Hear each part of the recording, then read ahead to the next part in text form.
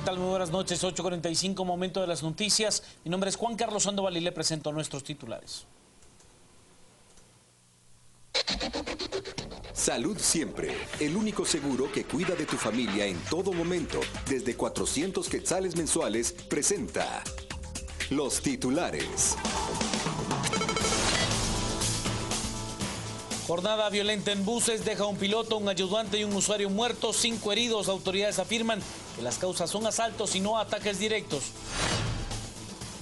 Contralor General de Cuentas da a conocer que se esforzará en detectar a funcionarios públicos que utilicen fondos del Estado para campaña electoral. Comisionada contra la discriminación y el racismo pide al Tribunal Supremo Electoral que no permita a alcaldes demandados por discriminación buscar reelección. En San Vicente Pacaya, Escuintla, turba quema a una mujer a quien señala de asesinar a una niña de tan solo 8 años.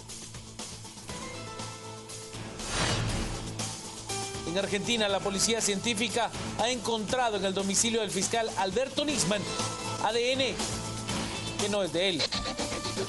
Salud Siempre, el único seguro que cuida de tu familia en todo momento, desde 400 quetzales mensuales, presentó los titulares.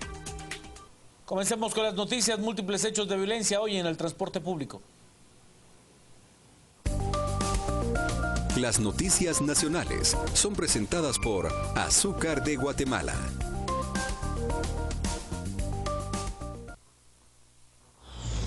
Luego de 3 incidentes en unidades del transporte público que dejaron como saldo 2 pilotos muertos, un usuario fallecido por infarto y 5 heridos, el viceministro de Gobernación, Edy Juárez, asegura que estos escenarios son solo consecuencia de asaltos a las unidades y no directamente ataques a pilotos. Lo que se da hoy es efectos de los, como estamos trabajando nosotros las escenas, son más de efectos de asaltos a los buses que de ataques directos como se ha dado normalmente contra los pilotos o los jaladores que usan, los brochas que usan en el transporte. La verdad es que estamos en el proceso, estamos viendo los 4 escenarios, pero por lo menos en 3 confirmado que se trataba de un asalto y que se deriva en hechos violentos cuando terminan de hacer estos asaltos. Juárez asegura que la poca colaboración de los empresarios y pilotos para denunciar no ayuda con el trabajo de investigación. La cartera anuncia reforzamiento de las medidas de seguridad. La verdad es que hay algunos empresarios que tampoco colaboran mucho con el proceso de las investigaciones. Nosotros lo que necesitamos es, como lo hemos dicho, no podemos hacer una investigación si no tenemos una denuncia. Y las denuncias no necesariamente tampoco quiere decir que tengamos que exponer a las víctimas, pero ese es el proceso judicial que hay. El Ministerio Público no puede iniciar un proceso de investigación si no tenemos las denuncias. Y son muy pocas las empresas del transporte urbano que colaboran con nosotros en el tema de poner las denuncias. Desde las 7 de la mañana incrementamos, se suspendieron descansos en algunas comisarías para que reforzar todo el sistema que tenemos de protección, principalmente a las rutas del transporte urbano. Derivado del ataque, la ruta 203 realizó un paro que se podría extender. Unos 20.000 usuarios, la mayoría estudiantes de la USAC, podrían ser perjudicados. Y mientras el viceministro de Gobernación aduce que la violencia de las últimas horas en los buses se ha tratado de asaltos, para la Defensoría del Usuario del Transporte Público, los ataques perpetrados esta mañana son considerados acciones del crimen organizado. Edgar Guerra asegura que en lo que va del año, 45 personas han muerto por ataques a buses. Esto ya es crimen organizado. Aquí estamos hablando de la coordinación por parte de algunos cabecillas de una manera bastante astuta. El día de hoy, de esas 45 personas asesinadas, hay 6 pilotos de transporte colectivo, ayudantes se registran 8, pilotos de microbús 2 asesinados, pilotos de tuk-tuk 10, pilotos de taxi 6, pasajeros o usuarios de transporte colectivo 12, policías privados 1 y transportistas 1. Suma 45 personas asesinadas vinculadas al tema de transporte colectivo. He de contarle que en el cantón La Caridad, esto en San Vicente Pacaya, departamento de Escuintla, pues se dio un nuevo linchamiento. Vecinos del lugar quemaron viva a una mujer identificada como Lisbeth Paola Rivera Sazo, de 28 años. Ella fue acusada por los comunitarios de haber dado muerte a su hijastra Jennifer Lucía Perea Orellana, de 8 años, lanzándola a una letrina de aproximadamente 5 metros de profundidad, por lo que los vecinos enardecidos decidieron hacer justicia. Entrada la noche se dio a conocer que la niña desapareció el 6 de este mes cuando se dirigía a la escuela. El cuerpo fue localizado este martes en el pozo antes mencionado. La madrastra fue linchada a unos 200 metros de donde ocurrió el hallazgo del cadáver. El padre de la víctima, José María Perea, fue apresado sospechoso del crimen, pero no se informó el lugar de la captura y trascendió que la población lo buscaba para lincharlo. ¿Sabe usted? Algunos grupos migrantes han mostrado su inconformidad con la designación de Francisco Cuevas como nuevo cónsul de Guatemala en Los Ángeles. El nombramiento de Francisco Cuevas como cónsul en Los Ángeles, California, luego de tomar un curso intensivo de 2 meses, ha provocado críticas en diversos sectores. Uno es en la Comisión de Migrantes del Congreso, cuyo presidente Paul Briere afirma que la designación tendrá malas consecuencias. Y hacer un nombramiento así, de esta magnitud, pues realmente sí es preocupante. Y estoy seguro que vamos a ver las consecuencias muy pronto de la inexperiencia que puede tener esta persona en temas consulares. Y podemos caer en un atraso dentro de la atención y los temas consulares en Los Ángeles. En tanto, la Mesa Nacional del Migrante, MENAMIG, le da el beneficio de la duda a Cuevas, pero solo si de por medio existe un milagro. Solamente podemos decir que no es un nombramiento, claro, que quién sabe si puede ocurrir un milagro y sale un Superman que realmente logra hacer una cantidad de cosas buenas para los migrantes, pero los prospectos es de una persona con carrera consular. Las noticias nacionales fueron presentadas por Azúcar de Guatemala. Momento de la pausa, quédese con nosotros, tenemos mucho más al volver a las 8:45.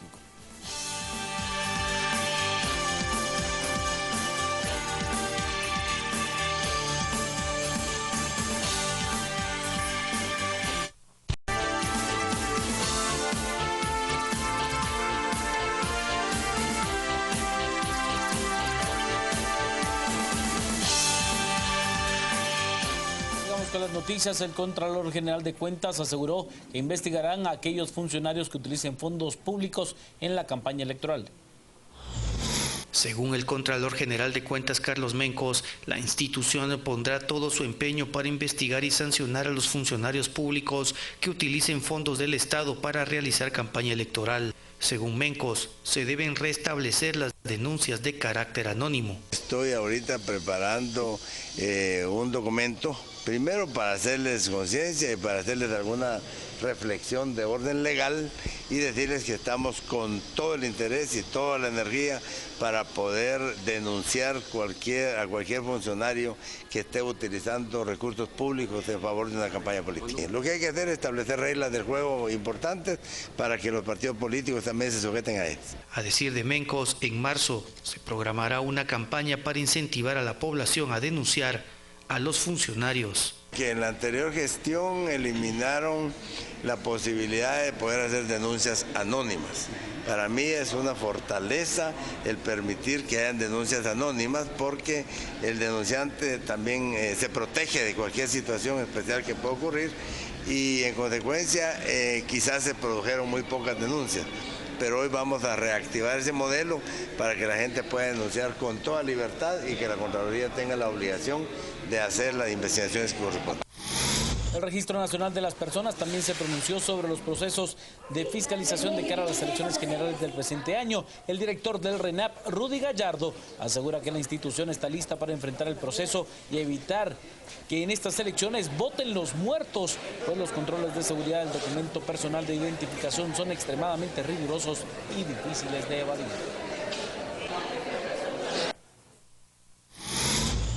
Definitivamente creo que van a ser las elecciones más transparentes de la historia de Guatemala, donde los muertos no podrán votar, como se dice comúnmente, o no habrán doble voto, etcétera, etcétera.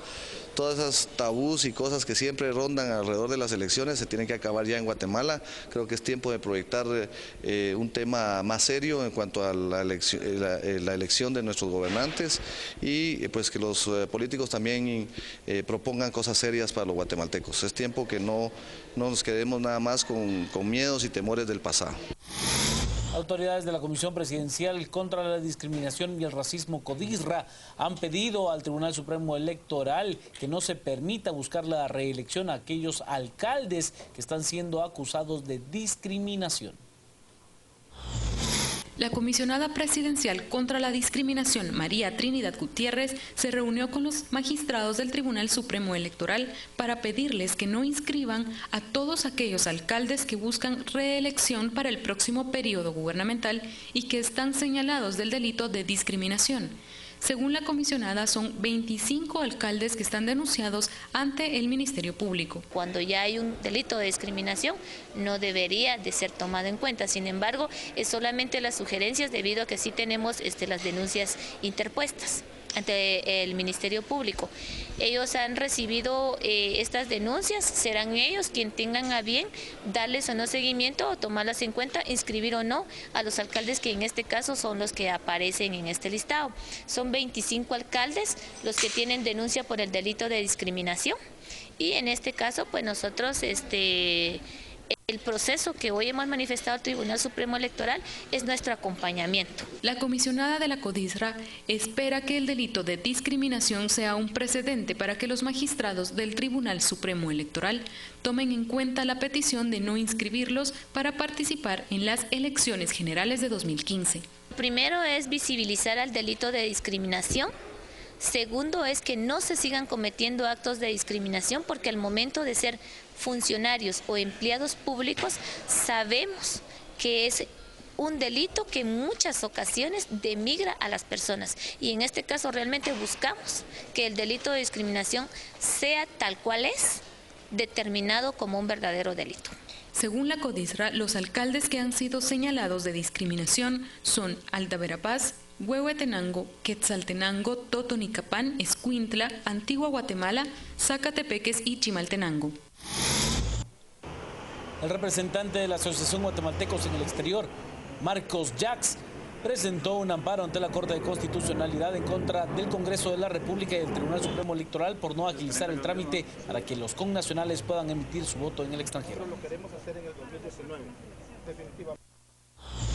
Vamos a solicitarle a la Honorable Corte porque el Congreso de la República de Guatemala, en conjunto con el Tribunal Supremo Electoral, están violentando los derechos de los migrantes, ciudadanos migrantes en los Estados Unidos. Por lo tanto, el día de hoy, esta es el amparo provisional que estamos prácticamente entregando el día de hoy.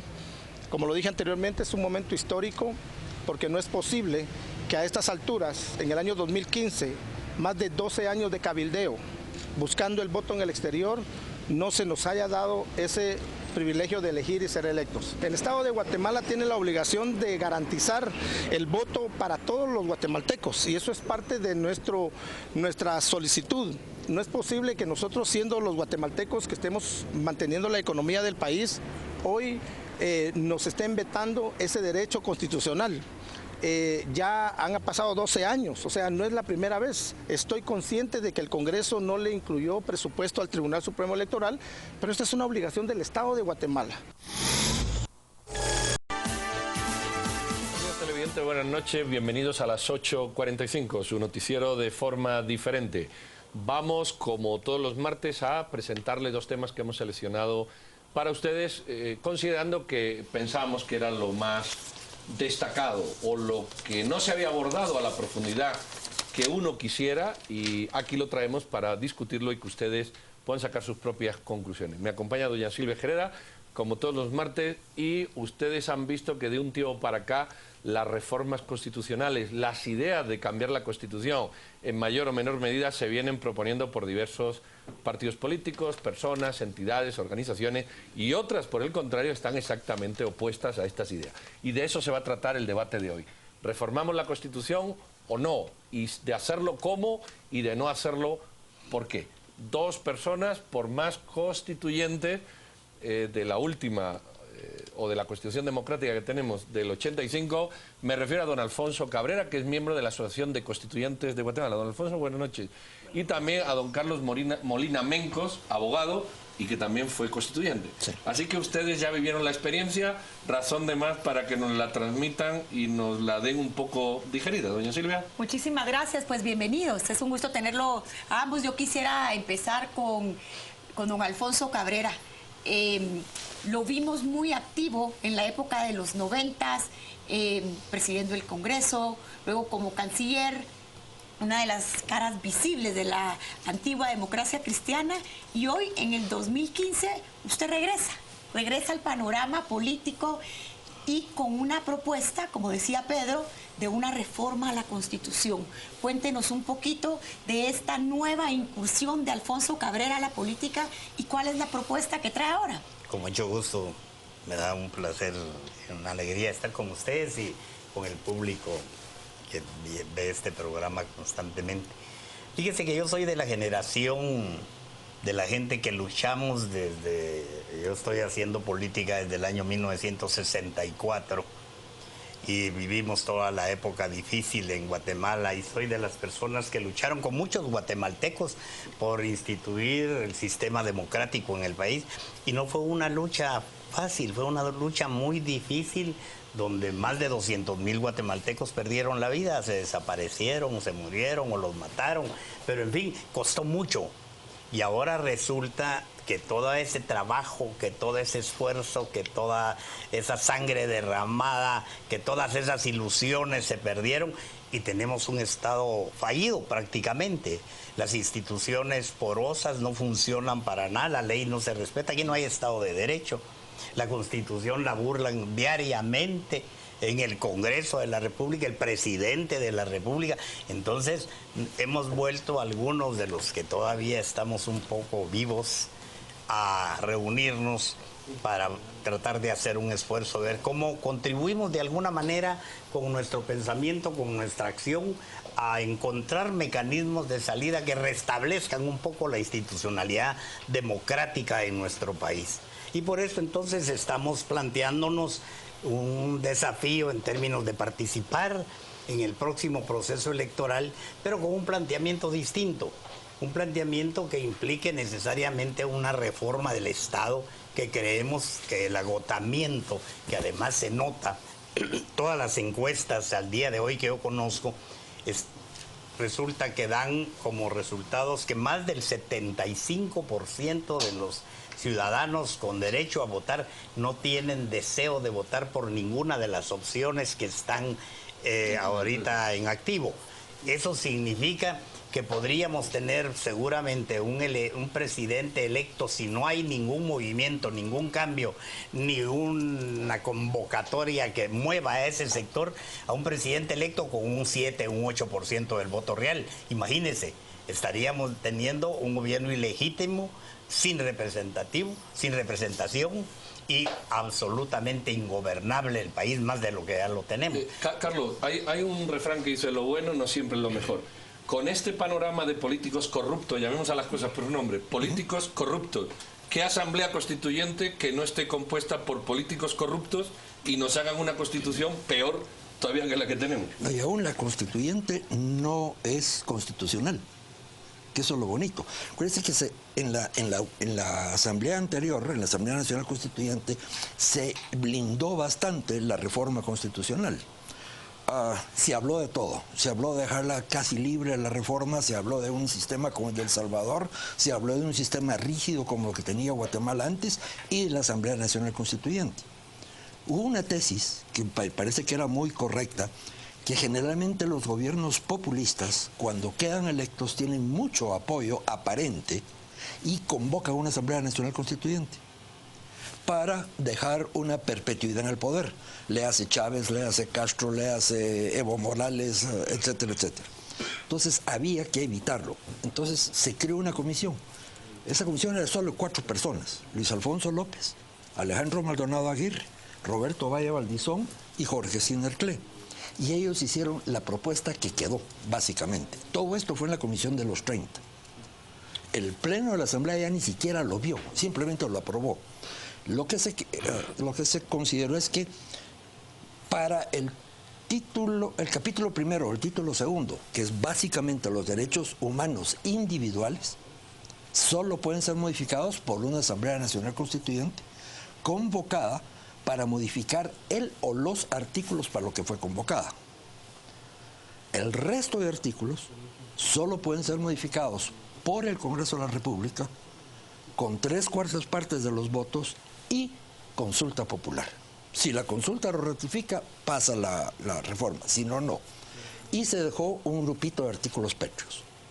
Habiendo dicho eso, Alfonso, ¿cómo pensarían ustedes realizar este tipo de reforma? Y también tomando en cuenta que en este momento, no sé cuál es, si usted nos puede contar cuál es la plataforma política que piensan usar, y viendo el espectro como está, donde vemos partidos, 3 partidos muy fuertes, el resto de los 17, 20 partidos muy pequeños. ¿Cómo piensan ustedes hacer viable esta propuesta? Antes de eso, fíjense que yo respeto mucho a Carlitos, pero disiento con él en algunas cuestiones, y eso es histórico, ¿verdad, Carlitos? La verdad es que nosotros los constituyentes dejamos establecidos los mecanismos, pero eran otros valores los que existían en la sociedad. Entonces, yo llamaría a Carlitos a una reflexión. Resulta que hay por lo menos en el Congreso de la República, en las gavetas, 6 proyectos de reforma constitucional que se han presentado por diversas vías. El doctor Manuel Ayau presentó una, y primero se murió que le contestaran. Y el actual presidente de la Corte Suprema de la Corte de Constitucionalidad, Roberto Molina, presentó otra hace 2 años y medio sobre la cuestión de la justicia en Guatemala, sobre el sistema judicial. No le han contestado tampoco. O sea, esas vías se cerraron. Hay que buscar nuevos caminos. Yo soy, con todo respeto, yo soy simpatizante y creo que la única opción que tenemos es sacudir al soberano, y el soberano es el pueblo, y eso se puede acudir mediante una Asamblea Nacional, a la convocatoria. Pero llevando en un país donde se acarrean votos, se manipulan votos, se compran votos, se venden votos, y los partidos políticos están hechos para responder a un liderazgo interesado, ¿de qué soberanía hablamos? Aquí hay algo grave.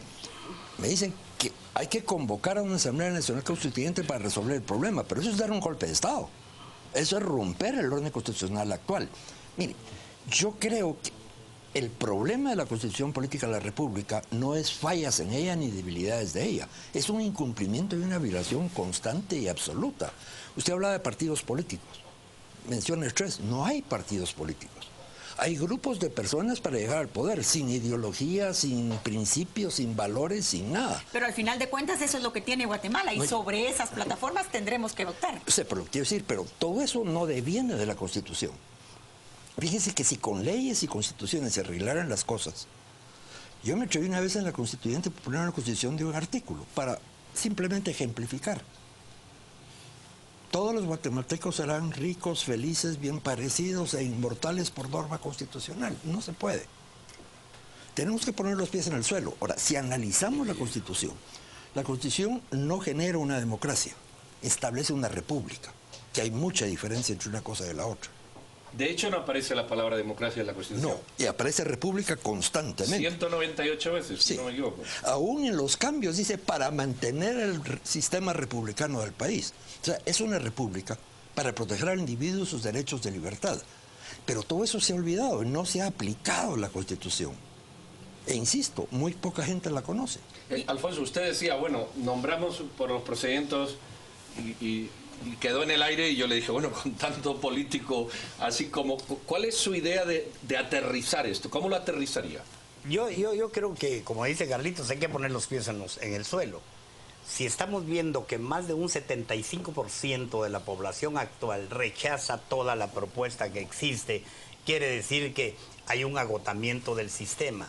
Y si esa gente no va a participar porque no hay una opción de salida, yo creo que ahí podemos encontrar buenos guatemaltecos.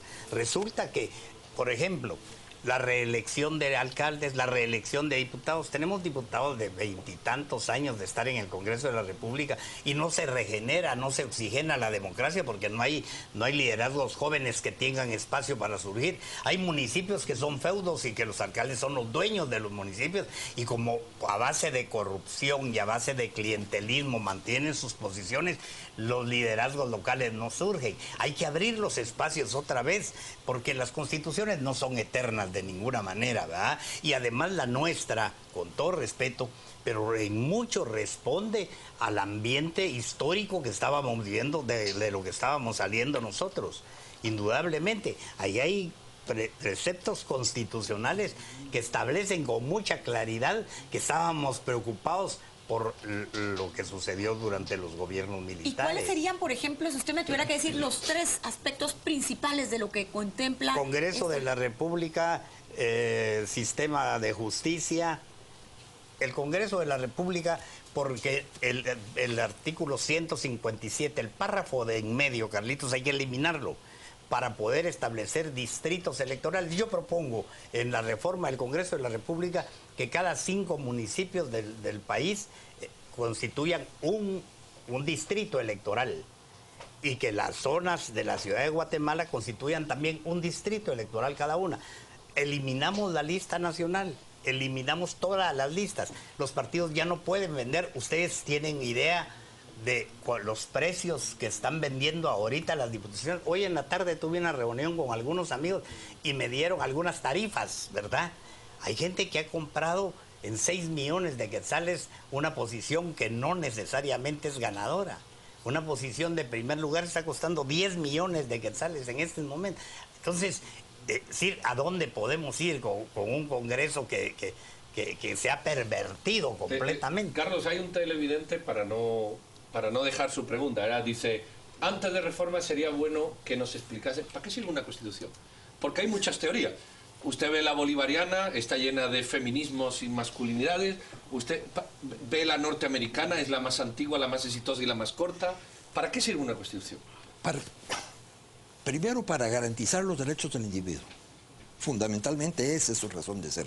La protección del individuo de los posibles abusos del Estado y la organización del Estado. Esa es la razón de ser de una constitución, que es lo que le da en gran parte, digamos, la Carta de Ciudadanía a un país. Aquí se habló, digamos, yo soy partidario o enamorado de la Constitución de Estados Unidos, que es quien inventaron el sistema constitucional. Una de las cosas que planteamos, te acordarás, el Principito, es decir, el grupo nuestro, fue una constitución no de 7 artículos y 23 enmiendas, pero sí unos 60, 70 artículos. Y recuerdo que Jorge Skinner Clem hizo una observación que Jorge era Jorge. Me dijo, te dices cuenta de una cosa, la de Estados Unidos son 30 artículos incluyendo las enmiendas, pero más de 5.000 interpretaciones de corte. Le vas a dar esa fuerza. Sí, una jurisprudencia. Le vas a dar esa fuerza a la corte. Tenía Ahora, razón. ustedes dos fueron constituyentes y estamos hablando entonces que 20 y pico años después colapsó y fracasó nuestra constitución. ¿Qué pasó? No ha colapsado, no la han aplicado, insisto, no es ella la mala. Mire, usted compra el mejor vehículo del mundo, pero lo maneja mal, es una porquería. Alfonso, usted fue parte del gobierno de la democracia cristiana. Sí. ¿Considera que colapsó la Constitución? Yo creo que sí, sinceramente creo que sí. Fíjense que si se hace el censo que están exigiendo muchas instituciones, porque es urgente conocer nuestra realidad, llegaríamos a 250 diputados en un país donde no hay ni siquiera qué comer en los hospitales y donde todo es negocio. El Congreso de la República, hágame el favor. Aquí hay un abogado que dice, bueno, ¿y cambiar los preceptos constitucionales que pensamos que están mal sin una asamblea? ¿Por qué ir a la asamblea? Solo una cosita. Lo que me dice del Congreso, eso no es cierto. Es la ley electoral la que subiría a los diputados a 280. La Constitución Política de la República exige 43. Entonces no hay que cambiar la Constitución para arreglar una serie de problemas. Bueno, y ahí va mi pregunta. ¿Podemos estar de acuerdo en que sin cambiar todo con una asamblea se pueden reformar cosas? ¿Ustedes estarían ¿confluirían sus posturas ahí o no? Sí, seguramente, indudablemente. No se trata de cambiar toda la Constitución, se trata de cambiar aquellas cuestiones que son urgentes cambiar. Y yo creo que el Congreso de la República es lo más urgente que hay que modificar, y la Corte Suprema de Justicia. Hay que anular las comisiones de postulación, háganme favor. Miramos que se crean universidades y ponen facultades de derecho sin alumnos, pero tienen un voto en una comisión de postulación. Es decir, digamos que aunque ustedes tengan diferencia, hay puntos que pondríamos sobre la mesa sin ningún problema. El organismo judicial, para mí, hay que entrarle a revisarlo. Ahí estoy totalmente de acuerdo. Alfonso, yo quisiera saber quiénes son parte de este grupo que está haciendo la propuesta. Sabemos que han habido acercamientos con Edmond Moulin, por ejemplo, pero ¿quiénes son los que están haciendo estas revisiones para esta propuesta? ¿Gente de la antigua democracia cristiana? ¿Quién es el grupo? Hay algunos de la democracia cristiana, hay algunos de dirigentes indígenas, hay abogados, hay algún empresario. Le puedo dar algunos nombres indudablemente, ¿verdad? Me está ayudando, por ejemplo, Carlos Arias, que es un empresario. Me está ayudando Juan Luis Romero, que es un demócrata cristiano. Me está ayudando Chalo Sosa, que conoce mucho en términos de finanzas y economía. Así, hay un grupo. Y por supuesto que nosotros estamos tratando de diseñar un proyecto político. Y mi opinión personal es que creo que el que debería de encabezar este proyecto político es Edgar Gutiérrez. Yo creo que él reúne las condiciones que el país reclama en estos momentos en términos de honestidad, de conocimiento, de tener amabilidad con distintos grupos, las universidades, las iglesias, en fin. Creo que una persona así, muy honesto, por cierto, que una persona así podía ser el conductor de un gran movimiento. Y yo creo que con una propuesta de reforma del Estado y con un buen planteamiento político, podemos captar parte de ese 70 y tantos %. Bueno, señores, hemos llevado tiempo, don Alfonso, don Carlos. Lo que yo creo es que hay puntos comunes sobre los que se puede trabajar. Eso ya es mucho. Y lo segundo es una apreciación muy personal. Y es que yo veo a dos constituyentes metidos en años que dialogan de una manera absolutamente distinta y mucho más propositiva de los diálogos que vemos ahora en políticos mucho más joven, que parece que no tienen norte, y ustedes al menos dibujan un vector, y eso es de agradecer, de reconocer y de reafirmar. Eso fue algo muy importante y muy agradable de la Asamblea Nacional Constituyente. Ahí quedaron los diarios de sesiones, que son de verdad un tesoro para el país. Hubo muy buen nivel y sí se analizaron, estudiaron y discutieron prácticamente todos los temas y opciones. Pues no tenemos más tiempo, pero yo creo que ese es un bonito mensaje de que el país se puede recuperar a partir de A, B o C, pero hay voluntad y hay medio. Don Alfonso, don Carlos, señores, muchísimas gracias. Gracias a ustedes. No se vayan, vamos a nuestro compañero que va a hacer un resumen sucinto de los Twitter que se han podido, que ustedes han enviado, y volvemos al ratito con otro tema de su interés. Gracias, doctor Trujillo. Vámonos a las redes porque tenemos mensajes. Nos dicen a través de las mismas. César Ruiz Morales: solo a los políticos corruptos que nos gobiernen, es lo que nos dice César Ruiz. Nos dice Lucy: es importante que no se centren en los partidos grandes. Los medios deben de escuchar la propuesta de otros partidos, es lo que nos dice Lucy. Zulema Rodríguez: a los políticos, solo a ellos. Fernando González: la Constitución debería de tener la siguiente indicación: manténgase alejada de los políticos. Juan Carlos Luna nos dice: antes de reformar sería bueno preguntar si por lo menos saben qué es y para qué sirve una verdadera constitución. Y Diego nos plantea también: a los políticos en procesos de reelección, comerciantes libres de impuestos y corruptos impunes de delitos. Es lo que se viene manejando en las redes. Vamos a ir a la pausa. Al regresar le tenemos una segunda entrevista. Hablamos acerca del voto de los compañeros migrantes en el extranjero. Ese será el segundo tema a las 8:45.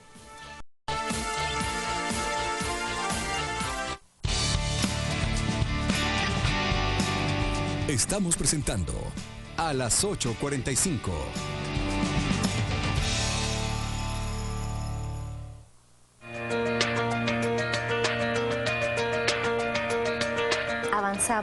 Avanzamos en tecnología.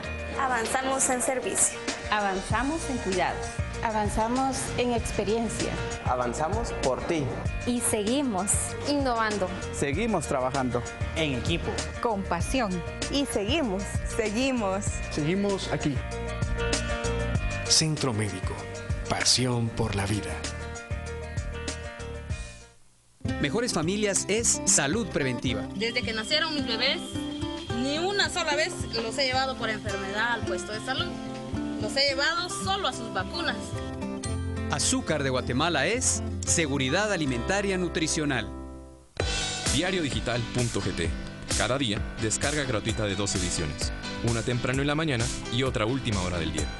Donde estés y a través de cualquier dispositivo, Diario Digital te lleva una óptica fresca de la noticia y la opinión de las plumas más reconocidas del país. Diariodigital.gt. Salud, ciencia, ciudad, actualidad mundial, tecnología, arte, música, negocios, cine, ecología, literatura, empresas, viajes, gastronomía, arquitectura. En Diario Digital trabajamos permanentemente para poner en tus manos, gratis, 2 veces al día, lo que a ti te interesa. Diariodigital.gt. Una edición temprano en la mañana y otra última hora del día. Mientras tanto, un portal con toda la información que necesitas conocer. Diariodigital.gt. Criterio y actualidad en tus manos.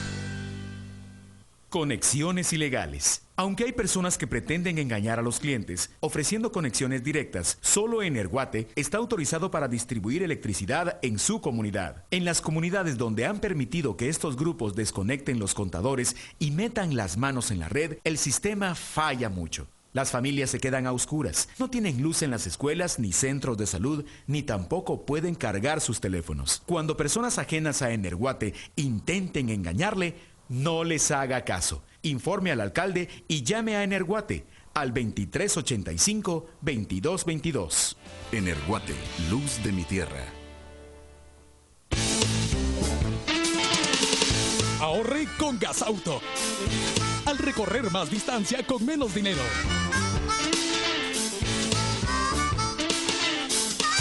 Conservando la potencia de su carro, prolongando la vida del motor y reduciendo la contaminación ambiental. Con varios centros de despacho en la ciudad y muy pronto, uno aún más cerca de usted. Llame al 1792 o al 2433-9579 para más información. Gasauto, un producto Z-Gas. En 3 años hemos construido muchos sueños. Villanueva Próspera. Hola, te saluda tu alcalde Edwin Escobar. Hemos planificado y construido los puentes de Perón y Marianita al Búcaro. Importantes obras de infraestructura que unirán las zonas 6 y 12 de Villanueva, facilitando por primera vez un acceso ágil y eficiente a más de 52,000 personas. En el presente año construiremos los bulevares de Hacienda de las Flores, Paseo Catalina, Los Reformadores y Paseo Fátima, que garantizará la movilidad de los villanuevanos. Tercer informe de gestión municipal por una Villanueva próspera, educada y segura. Este año me regaló mi sobrino un smartphone y ya sé usar el Messenger, Facebook. Ay, este aparato parece más inteligente que yo. Ayer fui a comprar un paquete de 5 quetzales a Movistar y me dieron un día de internet para regalar. Ay, la Adelita se va a poner feliz porque ahora nos podemos ver en vivo, en directo, a todo color y en 3D. Regala un día de internet por solo 1 quetzal al comprar tu paquete de 5 quetzales, ingresando al asterisco 123 numeral Movistar. Y ahora me tomo una selfie.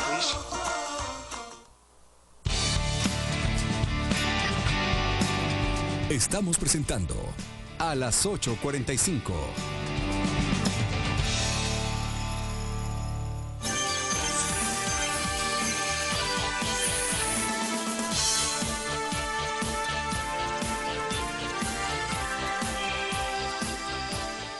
¿Qué tal, amigos? De regreso con otro tema. Vamos a hablar de algo que lleva tiempo promoviendo Polvareda, pero que no termina de asentarse como muchos quisieran. Nos referimos al voto de guatemaltecos en el exterior.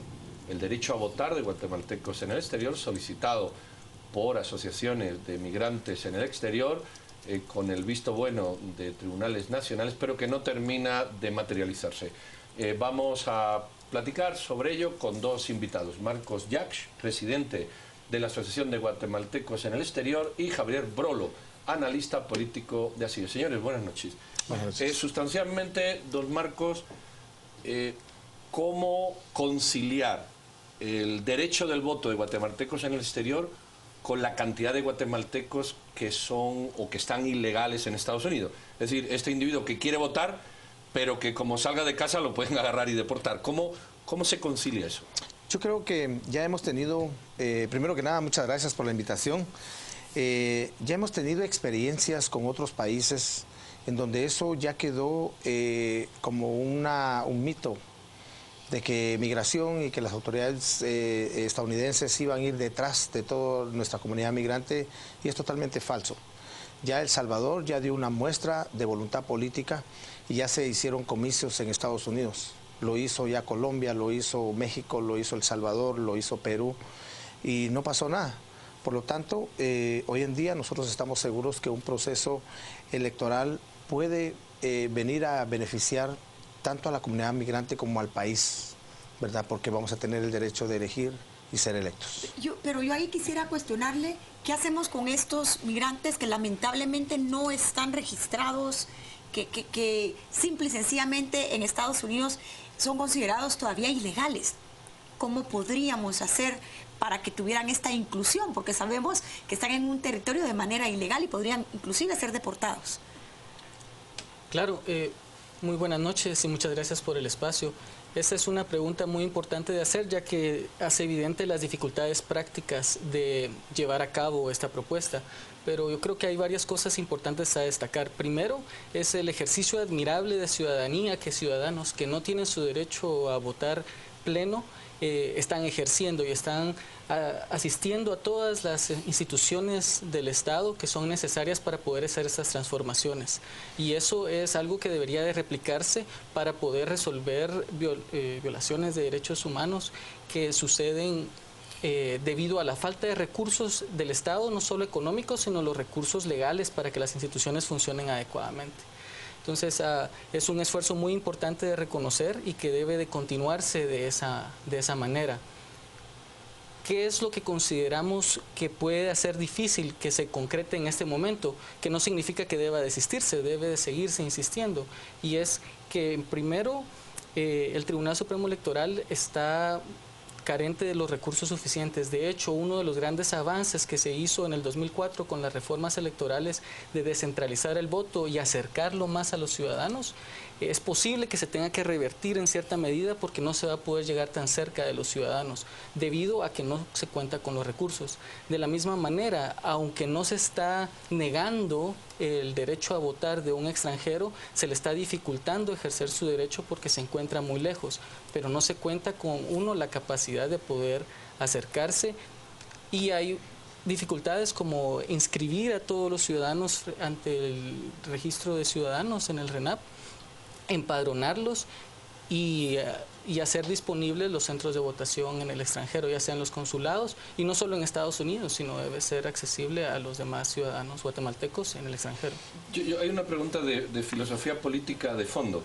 Hay ciudadanos que dejan de ser ciudadanos y se hacen ciudadanos de otro país, con derechos, pago impositivo en otros países, y ciudadanos que nunca dejan de serlo. Y siguen de alguna manera amarrados al país porque no adoptan la nacionalidad del otro país. ¿En el tema del voto se maneja esa diferenciación? Definitivamente, recordémonos de que nosotros manejamos tres distintos tipos de migración. Los que migraron en los años 60, 70, los que migraron en el conflicto armado y los que están emigrando ahora porque realmente están saliendo por la inseguridad que hay en el país, por la falta de oportunidades.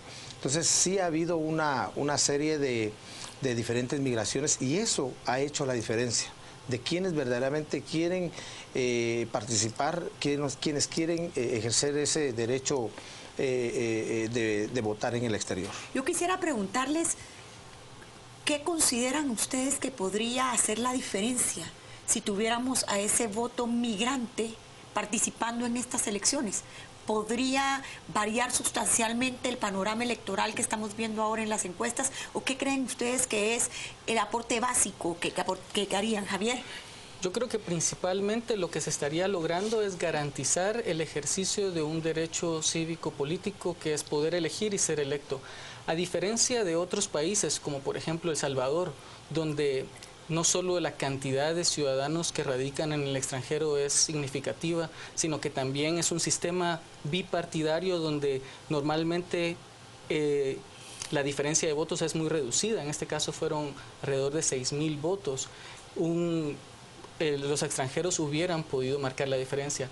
A diferencia de casos como El Salvador, en Guatemala el impacto electoral quizás no sea dramático, porque no estaría claro si beneficiaría a uno de los partidos grandes o beneficiaría a una tercera vía, pero se dudaría que reconfiguraría el sistema de partidos políticos dramáticamente. Más que todo, es un derecho que debe de poderse ejercer. Marco, ¿cuál es el muro con el que topan? Porque si aceptamos ya el planteamiento sin mayor discusión o con las discusiones pequeñas que podamos tener, ¿cuál es ese muro que no terminan de romper para que las cosas ocurran? La falta de voluntad política del Congreso de la República. Y aparte de eso, el Estado de Guatemala está prácticamente afectando a una institución como lo es el Ministerio de Relaciones Exteriores, acortándole presupuesto. Y por consiguiente, tengo entendido que también al Tribunal Supremo Electoral se le recortó el presupuesto. Entonces, ¿cómo nosotros queremos aspirar a un voto en el extranjero cuando el Estado de Guatemala no ha sido condescendiente para esta necesidad que tenemos los migrantes? Creo que la falta de voluntad política... Me surge una pregunta obligada. Si el Congreso es la representación popular... Y el voto popular no se permite, ¿qué pasa en ese círculo que no veo que no funciona? ¿Será que el voto popular no quiere que los migrantes voten? ¿O será el Congreso? ¿O qué está pasando? Porque ahí hay un círculo difícil de dibujar. Pues la gran dificultad que existe para reformar la ley electoral, al igual que la Constitución que estaban discutiendo anteriormente, es que es un tema estructural del Estado, donde el voto del migrante es uno de los puntos que estarían en disputa a la hora de abrir la caja de reformemos la reforma electoral. Entonces, ¿de disputa o de manipulación? ¿O de ambas? Pues incluso en el esfuerzo que se hizo por hacer una propuesta de reformar la Constitución desde las organizaciones sociales, alrededor de la Comisión de Asuntos Electorales del Congreso, hay gran dificultad aún en poner de acuerdo cuáles son los temas prioritarios, porque hay temas de representación que son importantes, temas de financiamiento que son importantes, temas de democracia interna del partido político para acercar y vincular a los ciudadanos con las decisiones. Hay temas de procedimiento y de plazos que el Tribunal Supremo Electoral debe seguir, porque ahorita son muy ajustados y eso dificulta y crea incertidumbre. Entonces, es una reforma muy grande, muy importante, que requiere bastante discusión, y esto ha evitado que algunos aspectos más prácticos y más puntuales, como el voto en el extranjero, que podrían abordarse con más celeridad, se realicen. Yo quisiera retomar la conversación que tuvimos en nuestro primer segmento. ¿Ustedes creen que es necesaria una reforma a la Constitución partiendo del tema de migrantes y su participación en las elecciones? ¿O hay otras vías para que esto pueda ser factible? Definitivamente, yo creo que ha habido una violación directa a la Constitución de la República de Guatemala y nosotros también hemos sido afectados. Escuchamos ahí con los anteriores panelistas de que realmente ha habido un manoseo, una violación directa a la Constitución, y también la comunidad migrante ha sido afectada directamente a esta violación. ¿Cómo defender esto cuando yo, que soy un migrante en este país, soy un ciudadano de segunda, que no tengo opción a cargos políticos porque la Constitución me los prohíbe? ¿Cómo defender desde lo menos lo más? Ustedes están pidiendo un voto en el extranjero y aquí en Guatemala yo no puedo ser presidente porque la Constitución en la que ustedes se basan ahí me lo permite. Yo creo que es diferente. El derecho de elegir y ser electo de todo ciudadano guatemalteco, radique en el país o esté en el extranjero, la Constitución lo garantiza. El problema es que no existe la capacidad del Estado para facilitar que ese derecho se ejerza. Y esto es lo que se debe modificar en la ley electoral. En la Constitución, adecuadamente, estos derechos son la parte más enriquecedora de la Constitución. Son la estructura del Estado que mencionaban anteriormente, y en particular el sistema de justicia, la elección de jueces, la carrera judicial, los plazos que estos tienen, los puntos álgidos de la Constitución. En temas electorales creo que tenemos una gran riqueza de derechos que la Constitución provee, pero que el Estado no ha tenido capacidad de garantizar, y es ahí donde necesitamos recursos económicos y recursos legales para dar las facultades necesarias a las instituciones. Y Marcos hablaba en un inicio también de la ausencia de voluntad política. Yo le quisiera preguntar muy abiertamente, ¿cuáles son los intereses que existen en los políticos y particularmente en el Congreso para que no permitan que estas reformas tan necesarias y que nuestros migrantes puedan votar? ¿Qué es lo que hay detrás de todo esto? Bueno, yo pienso de que hoy en día nosotros vemos una Guatemala distinta. Desde el extranjero estamos viendo cómo un país está siendo desangrado, cómo un país está siendo explotado. Y hoy considero de que el voto en el extranjero puede ser un voto pensante. Hoy en día ha habido una fuga de hombres y mujeres guatemaltecos que han ido a instruirse, a prepararse académicamente. Y hoy en día hay una comunidad migrante distinta. Yo pienso de que es allí donde vamos a poder incidir en una decisión electoral. Sí podemos hacer la diferencia, y yo tengo la convicción que va a llegar el día de mañana en que podamos tener el próximo presidente migrante. Y yo creo de que siempre he creído de que el cambio para Guatemala viene de afuera. Hay guatemaltecos que amamos Guatemala, hay guatemaltecos que queremos ver una Guatemala distinta. Y destacando en todos los ámbitos y brillando en Definitivamente, Estados Unidos, lo hemos comprobado. Miren, hoy tenemos a Norma Torres, una congresista de los Estados Unidos. Tenemos a un alcalde electo de descendencia guatemalteca. Pero Marco, ¿Norma podría votar en Guatemala? Por supuesto, ella tiene una doble ciudadanía, ella es nacida en Guatemala. Pero ¿cómo? Y esta era mi pregunta inicial, que ustedes me la contestaron, pero ahora veo que no me la aterrizaron. Una ciudadana norteamericana que paga sus impuestos en Estados Unidos y quiere votar aquí, ¿qué corresponsabilidad ciudadana tiene? Recordémonos de que la Constitución de Guatemala nos da el privilegio de tener una doble ciudadanía. Yo soy ciudadano norteamericano. Y la Constitución me permite a mí, el yo haber nacido en Guatemala, venir y ejercer mi voto como guatemalteco. Esa era mi pregunta. ¿Pero usted paga impuestos en Estados Unidos? Definitivamente. ¿No paga en Guatemala? Claro que sí. Cuando yo vengo a Guatemala y consumo... Sí, pero usted no paga ISR. Es decir, usted no tiene impuestos sobre la renta en Guatemala ni de las personas físicas. Mi pregunta es, ¿amarramos el voto a la ciudadanía o amarramos el voto a la responsabilidad ciudadana? Ese es el tema que también subyace de fondo. Sí, me parece que hacer la pregunta de la legitimidad es importante, pero creo que en el caso guatemalteco es incuestionable que la contribución económica que se hace por la vía de las remesas al Producto Interno de Guatemala es suficiente legitimidad como para reconocer que la opinión y la participación política de quienes contribuyen a construir el Estado guatemalteco tienen derecho a votar. Cómo afinar la parte legal de la doble ciudadanía, o si se es conciudadano y mientras se radica en Estados Unidos es ciudadano estadounidense, o si está en Guatemala es ciudadano guatemalteco, eso creo que no quita el derecho que se tiene de participar políticamente en el espacio que nos desea pero contribuir. ¿por qué no se afina el derecho? Porque si no se habla de una generalidad cuando al final es una particularidad. Es decir, el ciudadano que está más de la mitad del año y un día en el país, yo lo entiendo. El ciudadano que está 8 meses fuera y devenga allí, la pregunta es, ¿ese derecho qué se lo da? ¿El nacimiento o su corresponsabilidad? ¿No creen ustedes que afinar estas cuestiones aterrizaría o concretaría más los derechos, o sencillamente no tiene cabida en el debate? No lo sé, es una pregunta. Bueno, yo considero de que coincido con Javier de que definitivamente la oportunidad que nos da de haber nacido en Guatemala nos da esa oportunidad. Sin embargo, el poder aportar con el envío de las remesas, creo de que estamos prácticamente haciendo la diferencia. Estamos convirtiéndonos en un pulmón de la economía del país, y por lo tanto hoy en día nosotros como guatemaltecos en el exterior nos estamos convirtiendo en guatemaltecos héroes para un país como nuestra Guatemala. Nos vamos a ir a los twitters, pero yo antes solo quisiera que me conteste en 10 segundos. ¿Es posible que en estas elecciones puedan votar los migrantes? Ya no es posible. Ya no es posible. Ya no es posible. Muy bien, don Marcos Llach. Pronuncié bien, ¿no? Porque se me quedó mal. Y Javier, bienvenido, que viene de Reino Unido, un antiguo amigo y un buen analista, y Marcos exactamente igual.